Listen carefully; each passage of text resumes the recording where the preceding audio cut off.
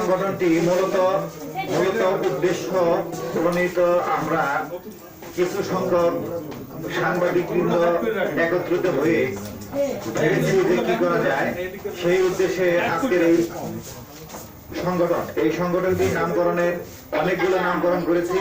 রাষ্ট্রীয় বাধ্যবাধকতার কারণে আমরা নামটি পরিবর্তন করে আজকে এই নামটা আমরা চূড়ান্ত ভাবে লিপিবদ্ধ হয়েছে এবং সেই সাথে আমরা এই নামের অনুমোদন পেয়েছি এবং বিভিন্ন দপ্তরে আমরা পরিপূর্ণ রেজিস্ট্রেশন করার প্রসেসিং চলছে এবং কিছু আংশিক হয়ে গেছে।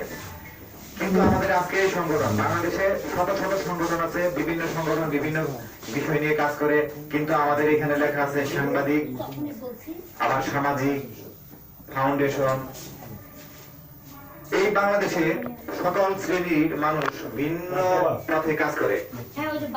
কিন্তু আমাদের সাংবাদিকদের মনেও যে একটি আশা আকাঙ্ক্ষা আছে, তারা বিভিন্ন রোড লেভেল থেকে শুরু করে আপার লেভেল পর্যন্ত দেশ এবং দেশের বাইরেও বিভিন্ন ভাবে মিডিয়ার সাথে জড়িত কাজ করে। কিন্তু দেখা যায় শুধু তারা ব্রিটিশের মধ্যে এবং গণমাধ্যমের সকল কিছু উঠিয়ে ধরেন, কিন্তু সরাসরি কাজ করেন না, সকলকে জনসচেতন করেন এবং সেই সাথে তারা যে